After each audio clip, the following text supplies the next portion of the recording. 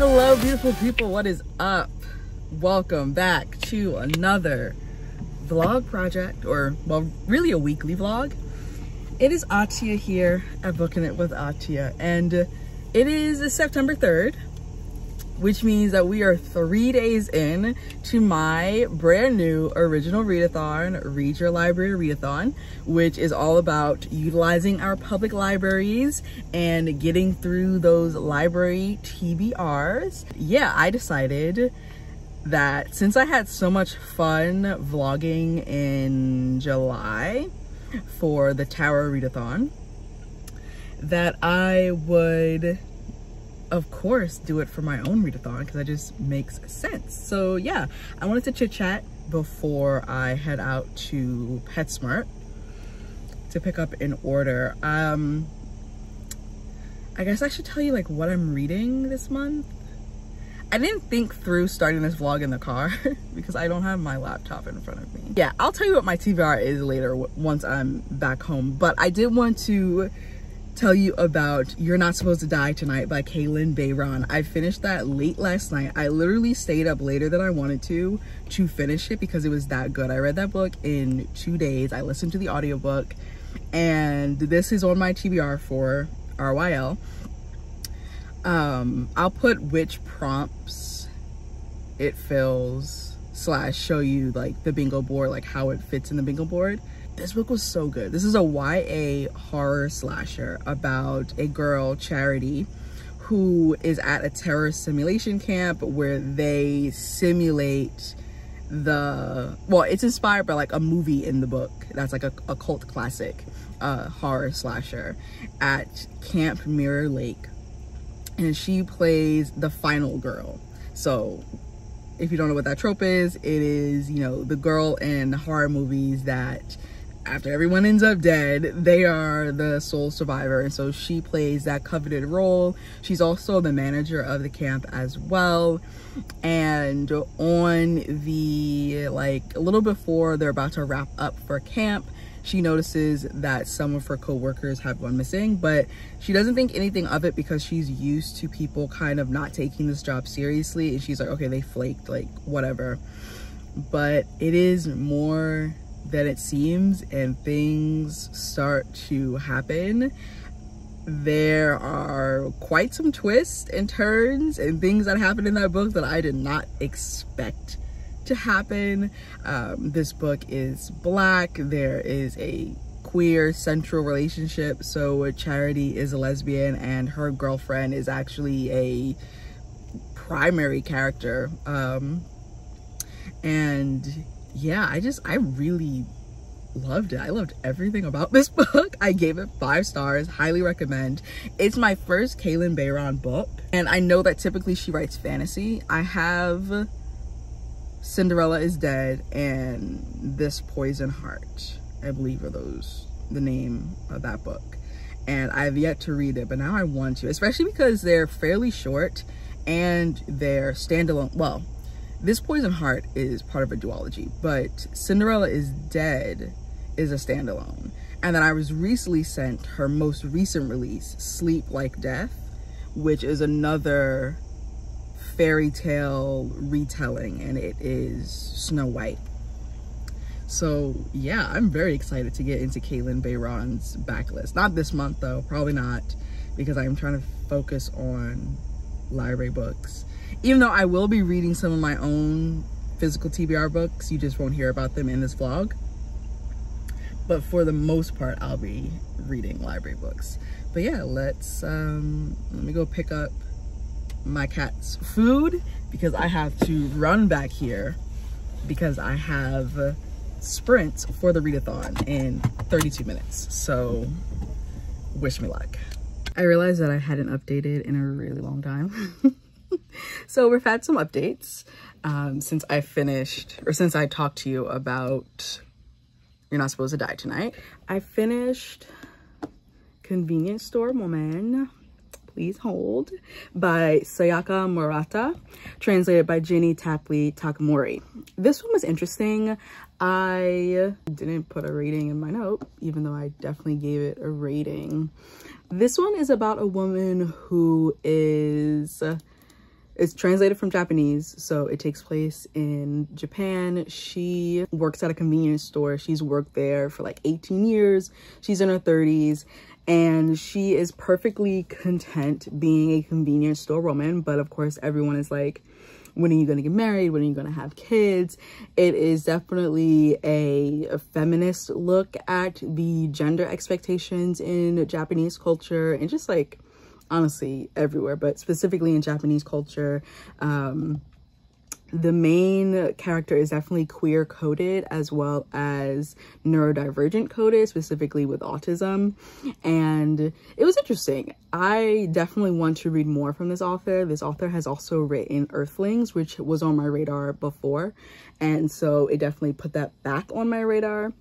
So yeah, I read that one. I also read Leah Park and the Missing Jewel by Jenna Yoon, right? Yeah, this is the first book in the Leah Park series. This is a middle grade fantasy. I gave this one 4 stars. I really enjoyed it. It is based in Korean folklore and mythology. We have a girl who wants to have magic, but it seems like she's not going to gain magic, but then something happens.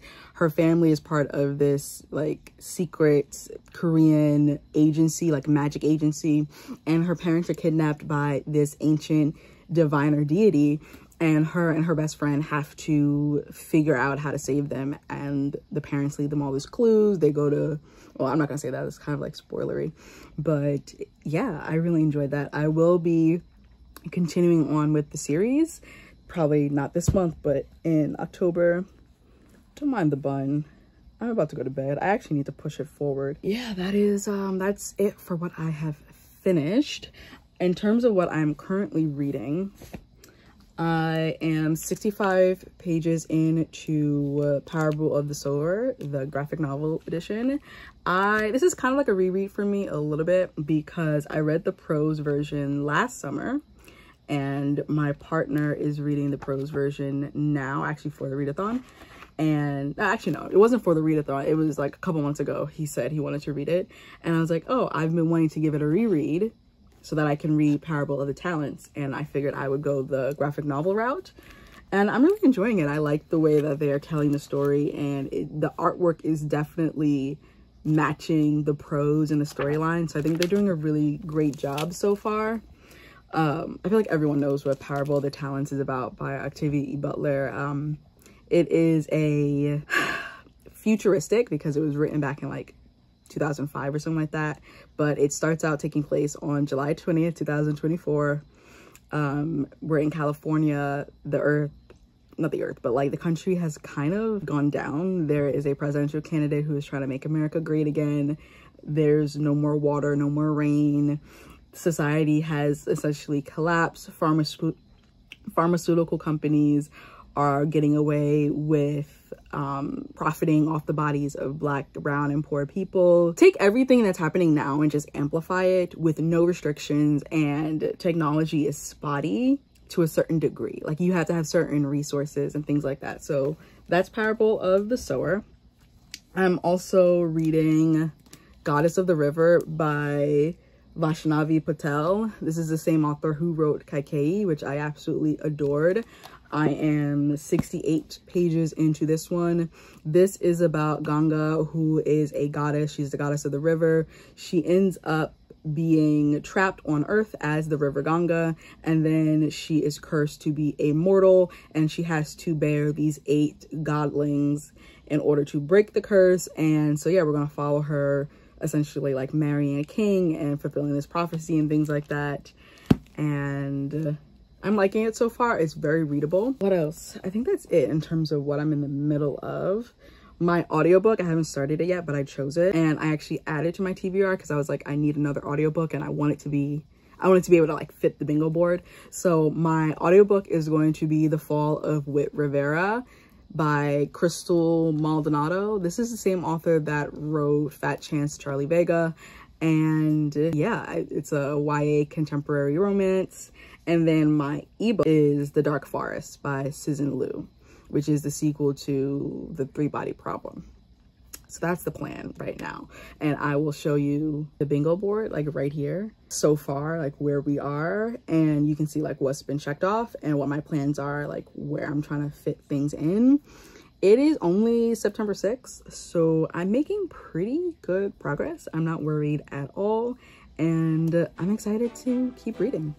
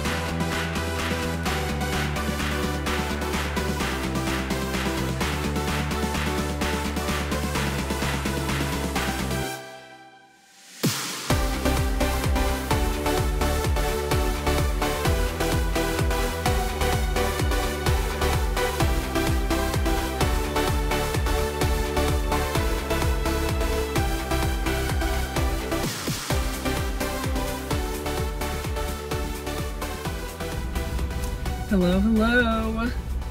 It's been a minute since I updated this vlog, but I'm at the library. I'm about to return some books, and I realized that I did not tell you my thoughts on Goddess of the River. So I ended up giving this one 3 stars. It was okay. Like, it was very mid. I did not feel pulled to pick this book up the same way that I did the author's debut, Kaikei. And it was just lackluster. It was lackluster, it was dry. There was a point in time during the reading where I was like, I could literally put this down and not care about how it ends. Which is probably a sign I should have DNF'd, but I was so far in it.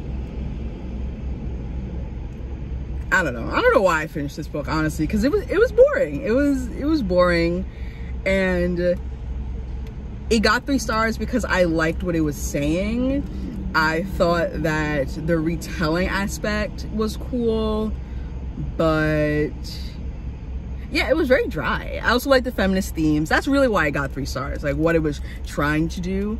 But in terms of like enjoyment, it was just like meh. It also read pretty quickly, which is another reason why I was like, let me just finish it. But yeah, I also finished The Fall of Wit Rivera, which I ended up giving 4.5 stars. I absolutely loved this. I don't think did I tell you guys what this was about? But this is a YA contemporary about Wit. She loves everything fall. So it's dealing with, like, she's a senior in high school. She loves everything fall because it has special meaning to her family, and she wants to be president of the fall formal committee. And it's about her dealing with a recent diagnosis of polycystic ovarian syndrome, also known as PCOS, and dealing with that, dealing with the changes of her body because of this syndrome, trying to like keep her friendships together. There is a budding romance between her like ex-boyfriend, like it's like a middle school boyfriend, but like her ex slash kind of nemesis, Isaiah, and they end up working on the fall formal together. You know, her dealing with her little sister growing up and how to adjust to that, and allowing her sister to like blossom and grow. And I really liked it. Like, Crystal Maldonado really just knocked it out the park again. This is the 2nd book I've read from her. I read That Chance Charlie Vega earlier this year, and I'm looking forward to reading her the 3rd book of hers. I don't know which one. I think The Fall of Wit Rivera was the most recently published because it was 2023, and the other one is like Lies and Other Filters, or Filters and Other Lies, something like that. But I'm looking forward to that one as well. But yeah, I'm going to return these books to the library and check back in at some other point.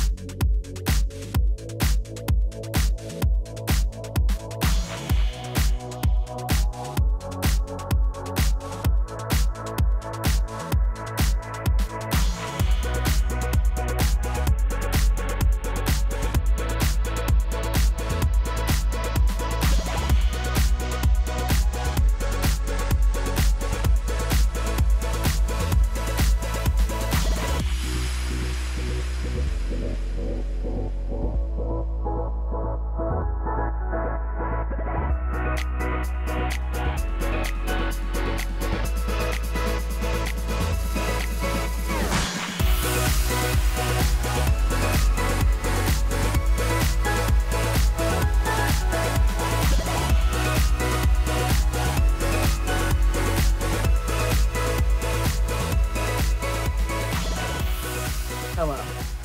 We have reached the end of the Read Your Library Readathon. I did not do a lot of check-ins. The brain was braining, and that is okay. So this is just going to be a long check-in.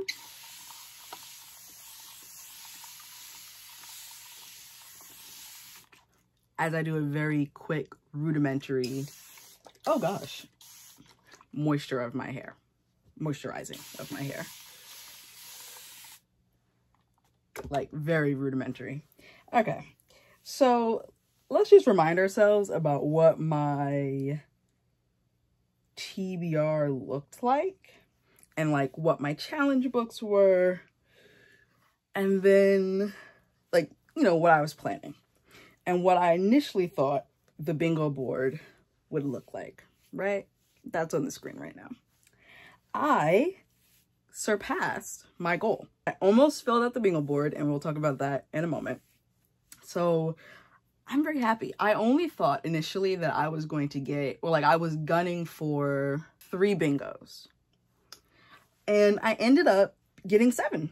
So like, go me. The last time we talked, I think I had just started or was about to start Bibliolepsy. And I got 50% into that book, or a little less than 50% into the book, and I realized that I simply did not care. And so I DNF'd it. And as you can see, or as you could see from the graphics, Bibliolepsy was fulfilling 3 different prompts. It was one of my challenge books, and it was on my bingo board twice for one-word title and library display. And so I had to find a book that could fulfill some things, or, you know, swap out. I ended up choosing Ella by Diane Richards to fulfill the one-word title library display, and it also fit for book inspired by true events because it is a novelization of the early days of Ella Fitzgerald's life. I got 100 pages in and realized that I didn't care, and so I also DNF'd that. And it's so funny because it was the last book of the readathon for me, like towards the end of September. And if you're someone who watches my live sprints, then you know that I was reading it during, I think one of those, like I think the last Friday one. But yeah, I couldn't do it. And I wasn't going to force myself to read it just for the readathon. Yes, it's my readathon, but I was not about to do that. So that's why the bingo board is not complete, because I decided to DNF Ella, and I didn't even want to read the 70 pages to get me to the 51% so that I could count it, because I was like, I'm done. I was in the trenches mentally, and I was just like, I can't do this. So there's that. I also read and finished Girl Giant and the Monkey King. This is a middle grade fantasy. Middle grade fantasy just hits different. I really enjoyed this. There is a sequel. I will be reading the sequel probably sometime in like November, December, because my audiobook TBR is pretty set because it is October 2nd, which means that it is officially Blackoween, and I have several middle grade horrors that I'm trying to read this month, but we'll see. And then what else did I read? I have a list here. What am I saying? I don't know. Did I say that I gave Girl Giant and the Monkey King 4 stars? If not, I did. I also read one of my most anticipated books, Anita DeMonte Laughs Last. I ate this book up. I loved this book. I was hoping that it would be good, but I did not expect to love it so much. I do want my own copy. I made notes of like pages where I would want to go back and annotate quotes and things like that. And I hope to get my own copy of Anita DeMonte Laughs Last very soon, because I knew it was a 5-star read within the first 50 pages. And it just did not disappoint at all. It's funny, it's feminist, it's sarcastic. It has a little bit of a magical realism, speculative element to it. And I really enjoyed it. I really did enjoy it. Highly recommend. I also read The Reading List by Sarah Nisha Adams.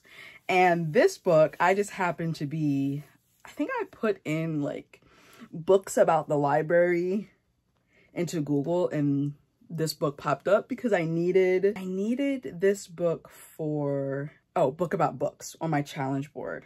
And it also ended up fitting some bingo prompts because it's set in the UK. And it takes place in a library, a lot of it.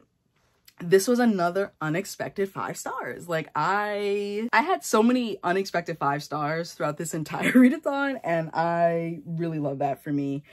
I gave that 5 stars, like I said. I also read The Making of Yolanda La Bruja. Another 5 stars. It's witchy, but it's very much based in like our contemporary world.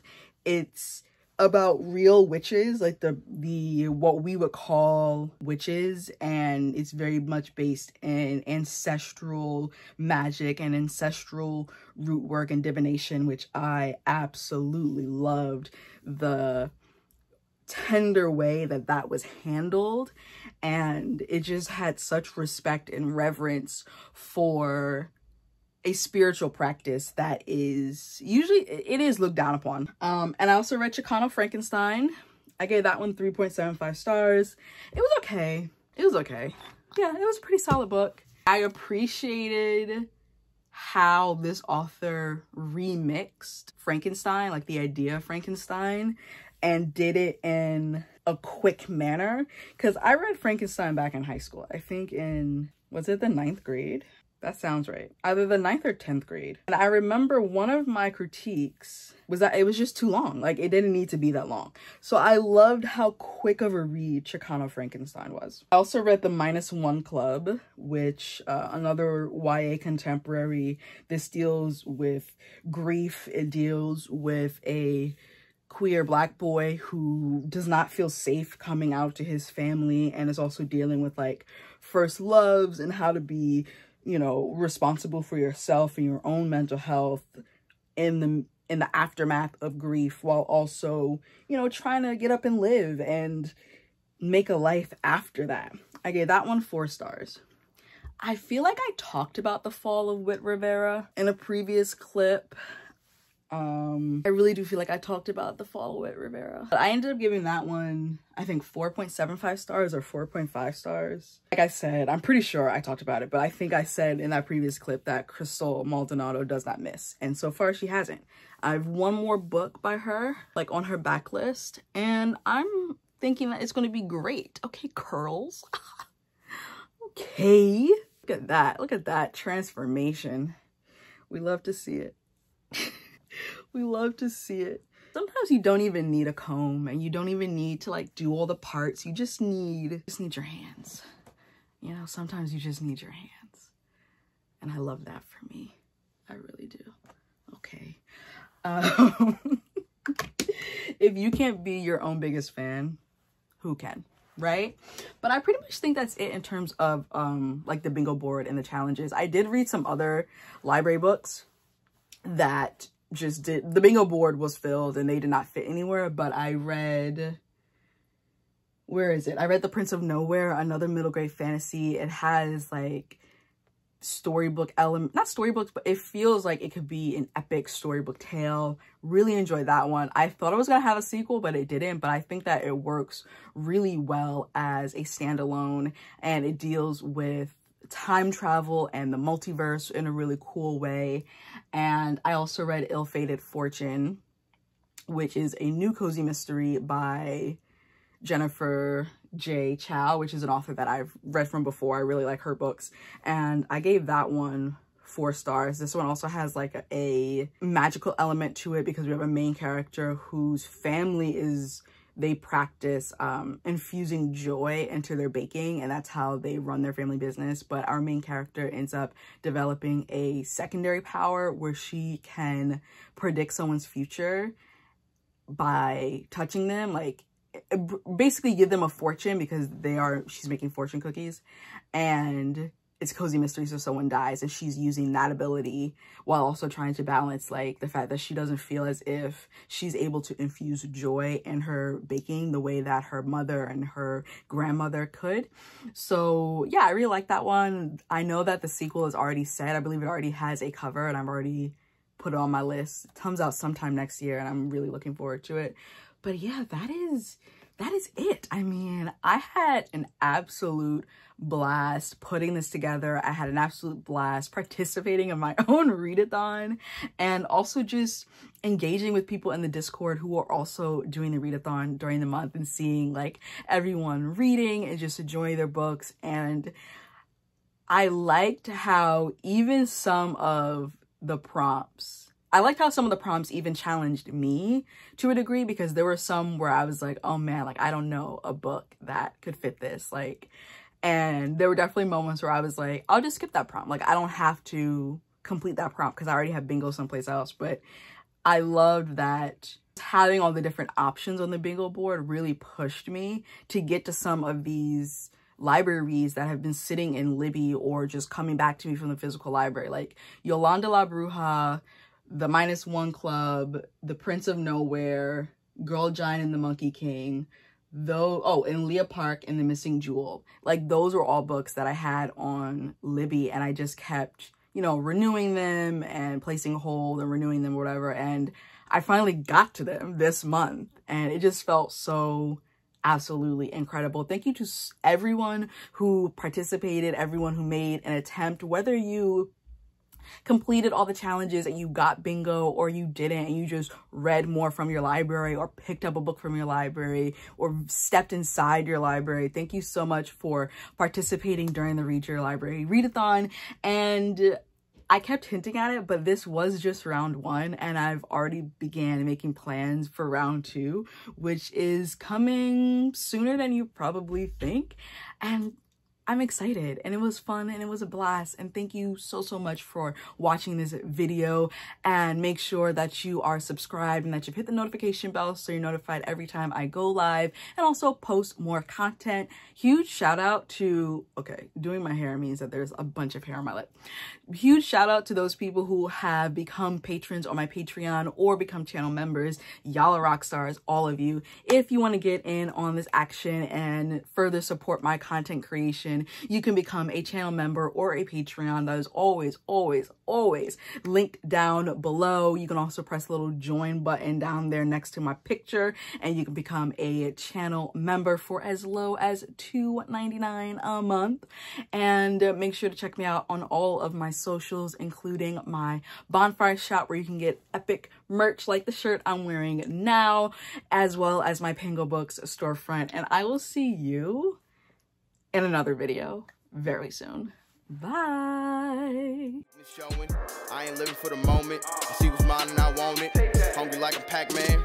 I'm Bruce Wayne and Batman. I'm Naruto with a Hanzo. Got a sharp mind like I'm Einstein. Plus I'm copywriting, so it's all mine. Check it for me, I'm in the sky.